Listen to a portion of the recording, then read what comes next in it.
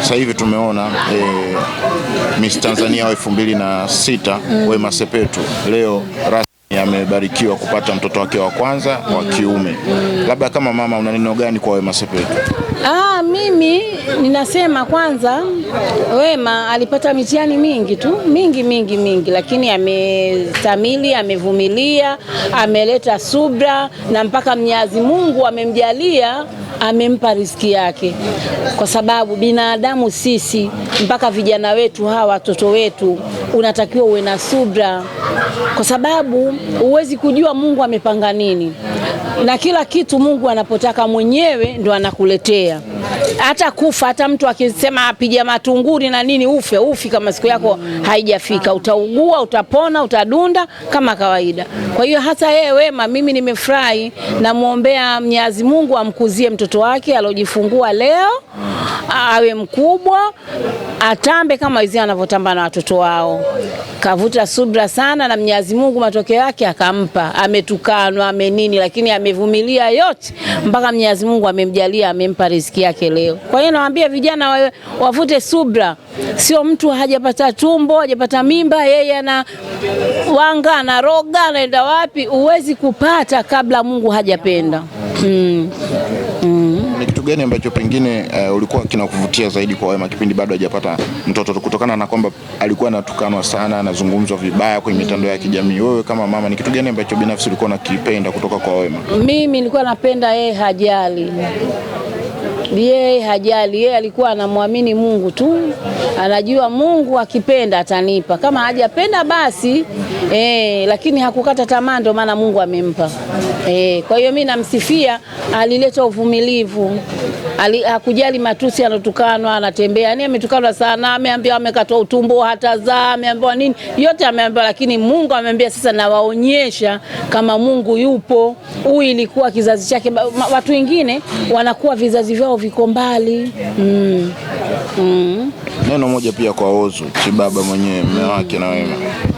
Mimi namwambia Ozo, baba mwenyewe, baba mtoto wa kiume, nampa hongera. Ameweza, amepata mtoto wake wa kiume, Mwenyezi Mungu awakuzie tu. Namwambia avute subra, manake mababa hawa kawaida wanapoona mama analea wanatoka nje kidogo. Kwa hiyo mimi namwambia Ozo alee mtoto na mama mtoto. Avute subra, wale mtoto kama alivyovuta subra Wema akapata mtoto, na yeye avute subra, asitoke nje, wale mtoto.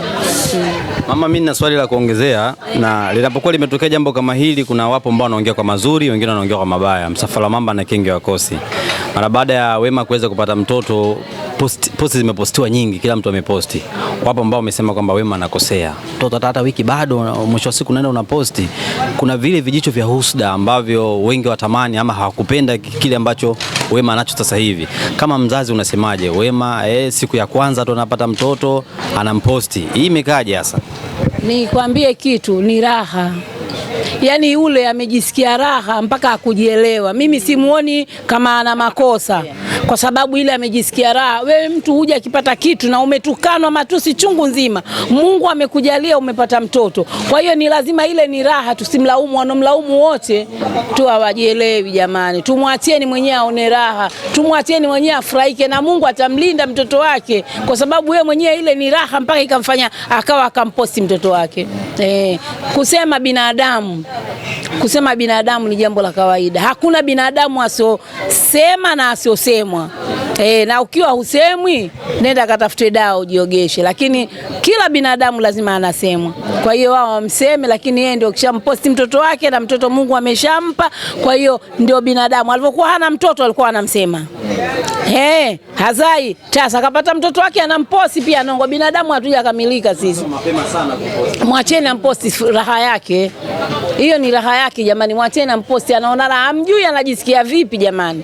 Manake wewe mwenyewe tu, hata ukiwa kukaa kama Wema alivyokaa, umepata mtoto unaona raha, unampiga picha, unamfanya nini. Kwa hiyo ni raha yake jamani, mwacheni na mtoto wake. Watu wasimuingilie, watu tu wamezoea kumsema, muache wasimseme, wamwache.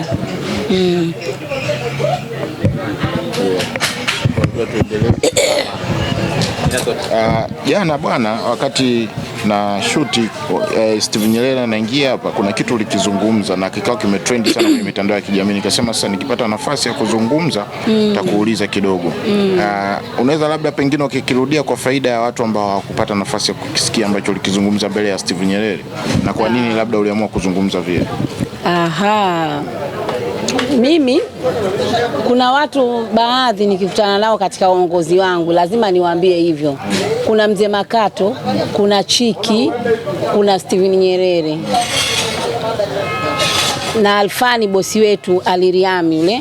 Ni lazima niongee hivi. Hata leo pale nilimwambia Aliriami, nikitangulia naomba unistiri wewe, unipeleke Tanga.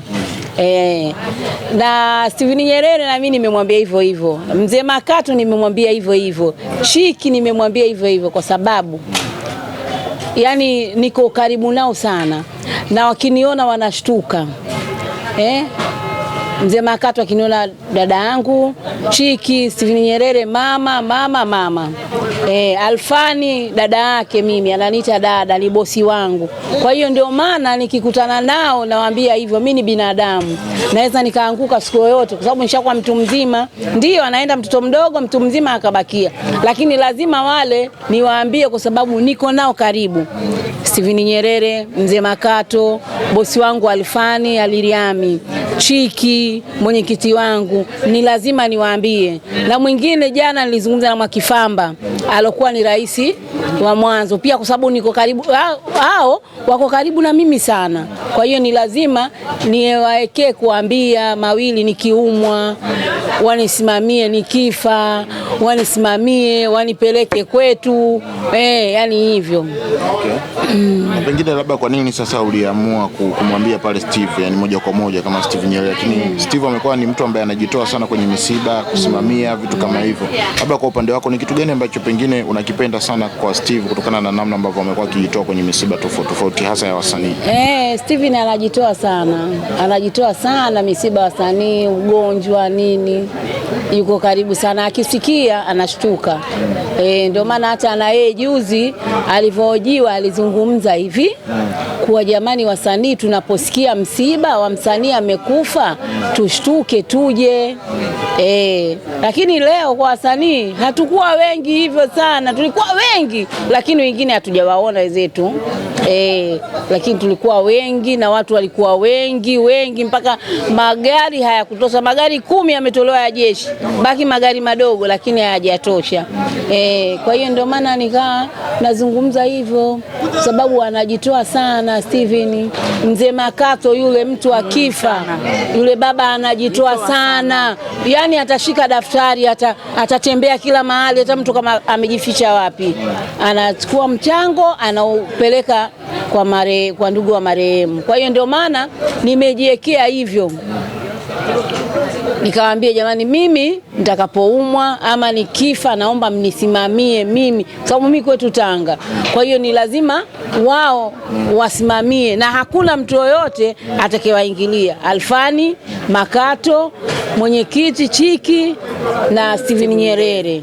Mimi nawapenda. Hao watu nilokutajia nawapenda kwa sababu wananijali. Tutoke huko sasa kwa sababu tayari msiba tunaweza tukasema umeshaisha, japo bado unaendelea kwa sababu leo wanategemea kwenda kumpumzisha na tayari wameshaenda makaburini. Kama mama